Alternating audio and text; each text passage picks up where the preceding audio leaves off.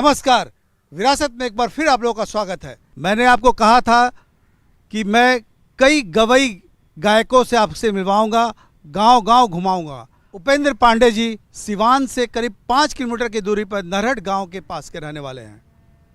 मैं उनसे कई गानों को सुनवाऊंगा, लेकिन मैं आपको बता दूं ये पूर्वी गाने के महारत हासिल है इनको।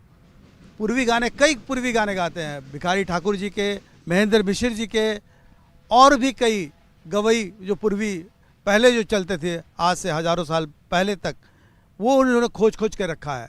मैं आपको विरासत के माध्यम से उपेंद्र जी से सुनवा रहा हूँ पूर्वी गाने। नमस्कार, प्रणाम। विरासत के माध्यम से महेंद्र मिश्र जी के पूर्वी आप सबके सुनावे जा रहल बानी, और सब सुनी। सासुरे ननदिया मिलके कोई लिहा झगड़वा पियल के अलगे रहो, ननदों के बोलिया ना सोहा पियल के अलगे रहो, ननदों के बोलिया ना सोहा, ननदों के बोलिया ना सोहा पियल के अलगे रहो, ननदों के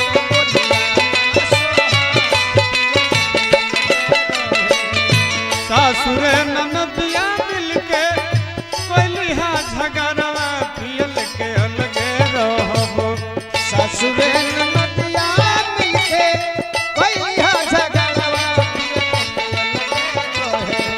सासुरे ननदिया मिलके कोई लिहा झगड़वा पियल के अलगे रहो,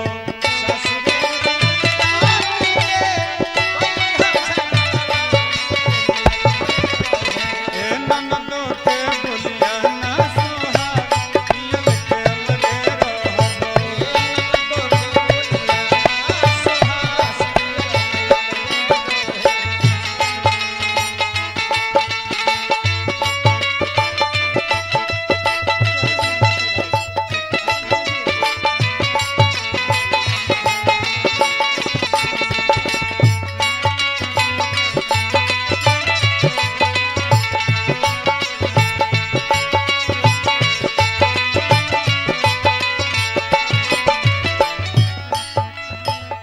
ना चाही कोठा हमारा,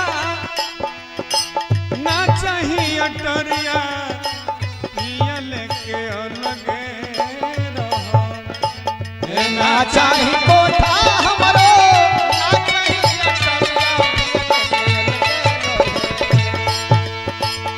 ना चाही कोठा, ना चाही कोठा, ना चाही कोठा हमारा, ना चाही अटरिया पियल के अलगे रहो, ना चाही कोठा हमरो, ना चाही अटरिया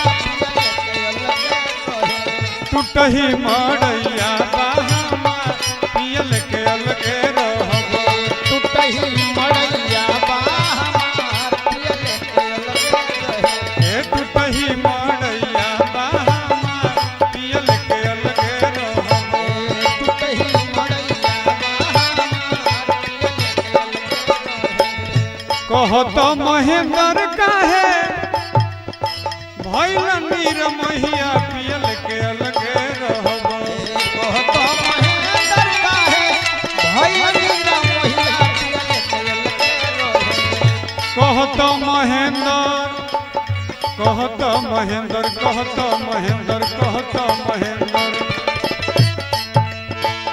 कहत महेंद्र विष भइल नीर महिया पियल के अलगे रहो, कहत महेंद्र भइल नीर महिया ए सतुआ चटनिया बाहमा पियल के अलगे रहो, सतुआ ए सतुआ चटनिया बाहमा पियल के अलगे रहो, सतुआ चटनिया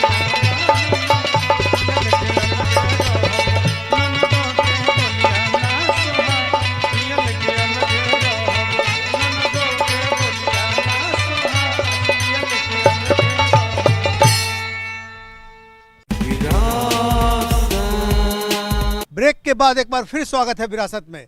अभी आप सुन रहे थे पूर्वी गाना महेंद्र मिश्र जी का। अब आपको सुनाया जा रहा है कि भिखारी ठाकुर जी के पूर्वी गीत को मैं सुना रहा हूँ सिवान से, विरासत के माध्यम से। भिखारी ठाकुर भोजपुरी के शेक्सपियर कहे जाते थे। आज मैं आपको सिवान में सुना रहा हूँ उपेंद्र पांडे जी के द्वारा पूर्वी गाना भिखारी ठाकुर जी के लिखे हुए।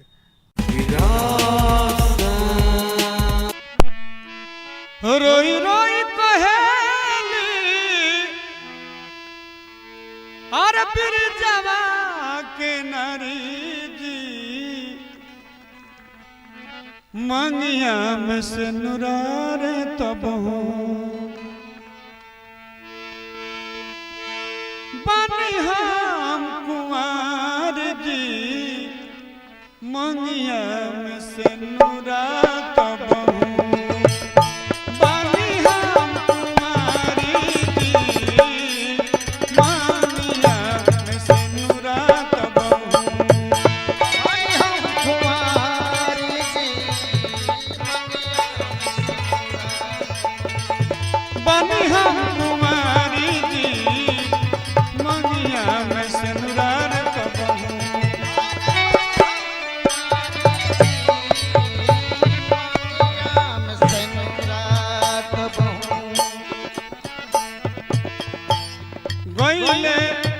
लगा के नेहा पियर भइलबा देहा, गइले लगा के नेहा पियर भइलबा देहा, गइले लगा के नेहा पियर भइलबा देहा, गइले लगा के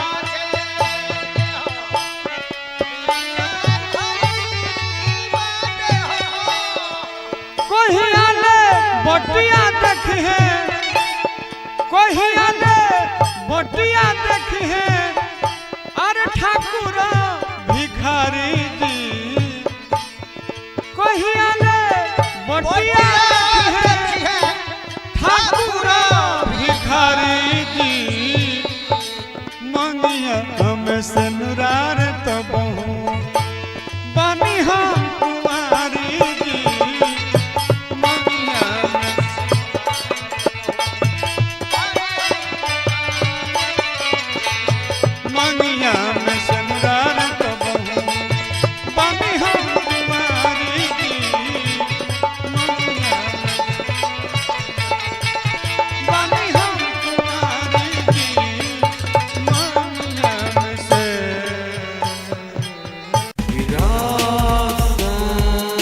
आज के लिए बस इतना ही। अगली बार हम फिर मिलेंगे।